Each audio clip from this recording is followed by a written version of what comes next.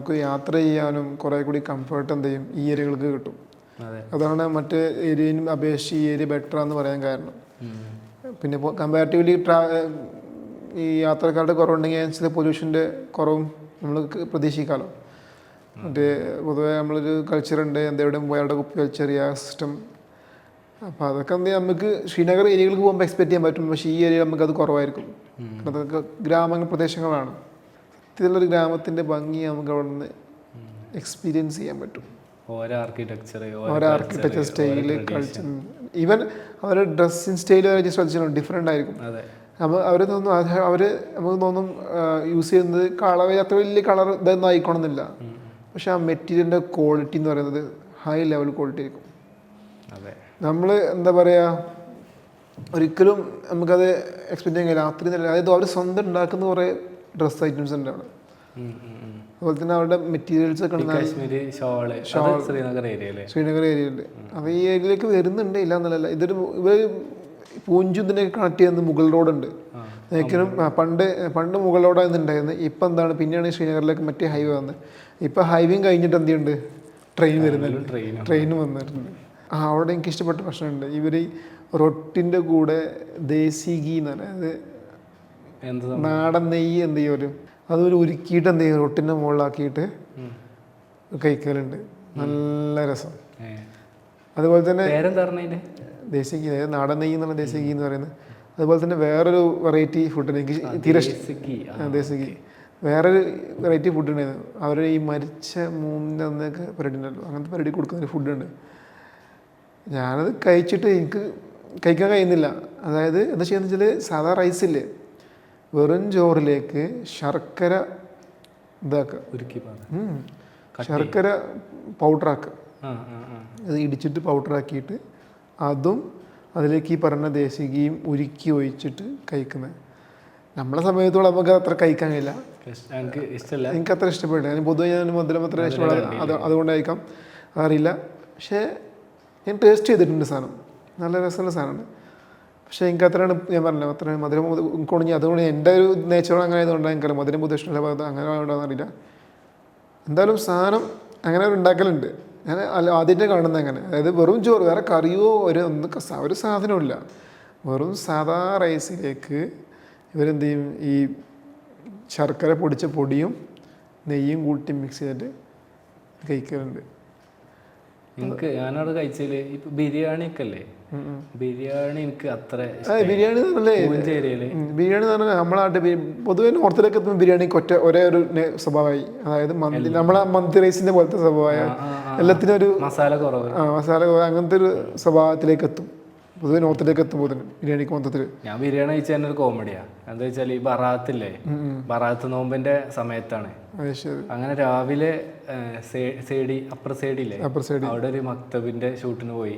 തെമൂർ എന്നിട്ടുള്ള ഒരു സ്ഥലമാണ് അവിടെ. മൂപ്പര് പരിചയപ്പെട്ട് മൂപ്പര് രാവിലെ ചോദിച്ച് ചായ എന്തെങ്കിലും കുടിക്കണമെന്ന് ചോദിച്ചു. അപ്പോൾ പറഞ്ഞ് ഇന്ന് നോമ്പാണല്ലോ എന്നൊക്കെ പറഞ്ഞ്. അപ്പോൾ മൂപ്പര് ചിലപ്പോൾ നമ്മള് യാത്ര ചോദിച്ചതാവും. അപ്പോൾ ഞാൻ രാവിലെ കേട്ടോ, നല്ല രാവിലെ അങ്ങനെ അവിടുന്ന് ഇറങ്ങി. അവിടെ ജസ്റ്റ് കുറച്ച് ഷൂട്ടേ ഉള്ളൂ. അവിടുന്ന് ഇറങ്ങി പൂഞ്ച് നമ്മളെ ഇവിടെ പരേഡ് ഗ്രൗണ്ട് സ്കൂളില്ലേ, അവിടെ വന്ന് അവിടുന്ന് പിന്നെ ഞാൻ ചന്തക്ക് എന്ന് പറഞ്ഞ സ്ഥലം അറിയാം, ചന്തക്ക് അവിടേക്ക് വന്ന് അവിടെ സ്കൂളുണ്ടല്ലോ, അവിടെ വന്നപ്പോൾ ഞാൻ നല്ലോണം അയക്കണം. കാരണം അതിൻ്റെ ഇടയിൽ പൂഞ്ചിൽ കുറച്ച് നടന്നാണ് ഞാൻ. അതിന് നോമ്പൊക്കെ തീരുമാനമായ ഒരു കോലത്തിലാണ്. ഞാൻ കുറച്ച് മുന്തിരിയൊക്കെ വാങ്ങിയിരുന്നു, റാഷിദാണെന്ന് കുറച്ച് മുന്തിരിയൊക്കെ വാങ്ങി തന്നെ. അവിടെ ചന്തക്ക് സ്കൂളിൽ അവിടെ ഷൂട്ട് കഴിഞ്ഞ് അപ്പോൾ ഉണ്ട് ഇയാളവിടെ ഇരിക്കണം. അവിടുന്ന് കണ്ട തെമൂർ ഇവിടെ ഇരിക്കുന്നുണ്ട്. അപ്പോൾ ഇയാൾ റാഷിദ അപ്പൊക്കെ വിളിച്ചിട്ട് പറഞ്ഞ് ഓന് നല്ല ടയേർഡ് ആയിക്കണം, ഓന് ഫുഡ് എന്തെങ്കിലും സെറ്റായി കൊടുക്കണം പറഞ്ഞു. അപ്പോൾ അവിടുത്തെ ഒരു സാറ് ഹോട്ടലിൽ പോയിട്ട് ബിരിയാണിയൊക്കെ കൊണ്ടുവന്ന് ഞാനിങ്ങനെ ബിരിയാണി കഴിച്ചപ്പോഴാണ് ഈ തെമൂർ ഡോർ പറഞ്ഞത്. രാവിലെ നോമ്പുണ്ടെന്നല്ല പറഞ്ഞത്. അങ്ങനെയാണ് ഞാൻ ബിരിയാണി അല്ലാ തൂക്കിയല്ലോ നാടാ. അങ്ങനെ കുറേ നേരം കളിയാക്കി. പിന്നെ പറഞ്ഞ് കഴിയാത്തോണ്ട് ടയേർഡായിട്ട് എന്നൊക്കെ പറഞ്ഞ്. അങ്ങനെ അന്ന് റാഷിദ് പിന്നെ കുറച്ച് ഹോസ്പിറ്റൽ കേസൊക്കെ ആയിട്ട് റാഷിദും ഇയാളെ നമ്മളെ അമീർ സാറൊക്കെ പോയി. ആ സമയത്ത് ഞാൻ നല്ല കുടുങ്ങി. എനിക്ക് ഫോണ് സിമ്മ് കിട്ടാത്ത സമയം. സിമ്മ് പ്രശ്നമുണ്ട് അവിടെ. പറഞ്ഞ ഒരു അരമണിക്കൂർ കൊണ്ട് വരാമെന്ന് പറഞ്ഞ് സ്കൂളാണ് എവിടെയും ചെയ്തത്, കുട്ടികളൊന്നും ഇല്ല. അപ്പോൾ അതിൻ്റെ തൊട്ടടുത്ത് ഞാനവിടെ പാർക്കിൽ ഊഞ്ഞാലുണ്ടായി അതിന് ഇങ്ങനെ ഇരിക്കാം. അതിൽ തൊട്ടടുത്തുള്ള ഒരു 3 കുട്ടികൾ, ഒരു അമീന പറഞ്ഞ കുട്ടി, ഒരു സെയ്ബ, തമന്ന, 3 കുട്ടികൾ, ചെറിയ കുട്ടികൾ. ഓര് വന്നിട്ട് എന്നോട് പറഞ്ഞ് സെർജി ഊഞ്ഞാലാട്ടി തരാനൊക്കെ പറഞ്ഞു. എനിക്ക് മനസ്സിലായി ഊഞ്ഞാലാട്ടി തരാനാണ്, ഊഞ്ഞാലാട്ടിൻ്റെ പ്രായമാണ്. അങ്ങനെ ഞാൻ ഓർക്ക് ഊഞ്ഞാലൊക്കെ കാട്ടിക്കൊടുത്ത് കുറേ നേരം വർത്താനം പറഞ്ഞ്. പിന്നെ ഇതില്ലല്ലോ, റേഞ്ച് ഇല്ലല്ലോ. ഞാൻ ഫോട്ടോഗ്രാഫറാണെന്ന് അവർക്കറിയാം, കാരണം സ്കൂള് വിടുന്നതിന് മുമ്പ് ഞാൻ ഓരോ തന്നെ ഷൂട്ട് ചെയ്തിട്ടുണ്ട്. അപ്പോൾ എടുത്ത ഫോട്ടോകളൊക്കെ കാണിച്ചിട്ട് പറഞ്ഞ് ഓരോ ഫോട്ടോ എടുപ്പിച്ച്, പിന്നെ ഫോണിലെടുത്ത ഫോട്ടോസും, പിന്നെ ഓരിൻ്റെ ഫോണും കൊണ്ടുപോയി കുറേ സെൽഫി വീഡിയോ അതൊക്കെ എടുക്കുക, കുറേ പാട്ടാടല്ലേ അതൊക്കെ ഉണ്ടായി.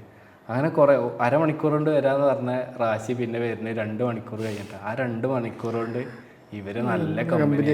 പിന്നെ സങ്കടമായിട്ട് ഓരോടന്ന് പിന്നെ പോരാൻ കഴിയണില്ല. നമുക്ക് വൈകുന്നേരം അവൻ ചെയ്തേക്കണേ. അങ്ങനെ റാശി പറഞ്ഞ് നോമ്പറക്കണ്ടേ ഫോണിനെ അയച്ച് നോമ്പ് ഞാൻ തുറന്നു. അങ്ങനെ കുറച്ചു നേരം കൂടെ ഓരോരുത്ത് ഇരുന്ന്. അപ്പുണ്ട് ഈ അമീൻ പറഞ്ഞ കുട്ടിയുണ്ട്, പേപ്പറിൽ അവൻ്റെ നമ്പർ, അവൻ്റെ ഉപ്പാൻ്റെ കാക്കാൻ്റെ ഒരാളെ നമ്പർ ഒക്കെ എഴുതിക്കാണ്ട്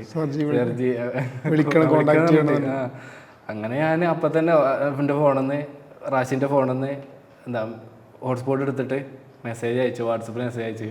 കോൾ ചെയ്യാൻ പറ്റില്ലല്ലോ.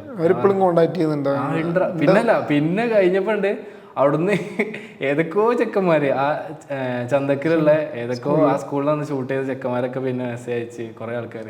പിന്നെ ഇൻസ്റ്റയിലൊക്കെ കുറേ ആൾക്കാർ കോണ്ടാക്ട് ചെയ്യലുണ്ട്. ഞാൻ അപ്പോഴും ആ മീനും ഓരോടൊക്കെ ഈ കോൺഫ്ലിക്റ്റ് നടക്കുന്ന നേരത്തൊക്കെ ഓർക്കേ മെസ്സേജ് അയച്ചിട്ട് എന്താ അവസ്ഥ, സേഫ് അല്ലേ, കുഴപ്പമൊന്നുമില്ലല്ലോ ഒക്കെ വെച്ച് ഓരോ ഭാഗമൊക്കെ സെറ്റാണ്. ഞാനത് തന്നെ അവിടുത്തെ കുട്ടികൾ ഭയങ്കര അറ്റാച്ച്മെന്റ് വിഷയത്തിൽ ഭയങ്കര. ഇപ്പം നമ്മൾ ഇൻസ്റ്റാഗ്രാമിൽ കുറേ കുട്ടികൾ എൻ്റെ അവിടെ പഠിച്ച സ്റ്റുഡൻസ് ഉണ്ട്, അവരെങ്ങനെ മെസ്സേജ് അയക്കും സാർജി എന്നൊക്കെ ഉണ്ട്. നമ്മൾ ചിലപ്പോൾ നമ്മൾ മൈൻഡ് വിട്ട് കഴിഞ്ഞിട്ടുണ്ടാവും. പക്ഷെ അവരെന്ത് ചെയ്യും, നമ്മളെ ഓർത്തെടുത്തിട്ട് ചില സ്പെഷ്യൽ ഡേയ്സിലൊക്കെ അവരെന്തെങ്കിലും നമ്മളെ കോണ്ടാക്ട് ചെയ്യും, ട്രൈ ചെയ്യും. അങ്ങനത്തെ കുറേ ആളുകളുണ്ട്. മറന്നതാ ഇവന് അതിരീസ് പോയാണല്ലോ വണ്ടിത്തെ അതിരീസ്. അസ്സലാമലൈക്കും സെർജി ഭൂൽഗയാന്നൊക്കെ ചോദിച്ചാണ് മെസ്സേജ് അയക്കും. മറന്നിട്ടൊന്നുമില്ല. പാവണ്ടാവും, നല്ല പാവൻ ഇടക്ക് പറയും ഇങ്ങോട്ട് കേരളത്തിക്ക് വരണം, അങ്ങനെ ഡിസംബറിൽ വരും എന്ന് പറഞ്ഞത്. എന്താ അല്ല അവിടുത്തെ ഞാൻ പറഞ്ഞില്ല സിസ്റ്റം ഇപ്പോൾ ഈ പറഞ്ഞ നെറ്റ്വർക്കിൻ്റെ ഇഷ്യൂ ഉണ്ടല്ലോ, ആ ഇഷ്യൂകളുണ്ട്. അതായത് നമ്മൾ പുതുതായിട്ട് അങ്ങോട്ട് പോകുന്ന ഒരാൾക്ക് അവിടെ സിം യൂസ് ചെയ്യണമെന്നുണ്ടെങ്കിൽ അവിടെ പോസ്റ്റ് പെയ്ഡ് മാത്രമേ വർക്കൗട്ട് ആവും. അപ്പോൾ ഇവിടുത്തെ ഫോണും കൊണ്ട് അങ്ങോട്ട് ചെന്ന് കഴിഞ്ഞാൽ ഉണ്ടാക്കില്ല. പിന്നെ നമുക്ക് അവിടുന്ന് രജിസ്ട്രേഷൻ സിം എടുക്കാനുള്ള ഓപ്ഷനൊക്കെ ഉണ്ട്.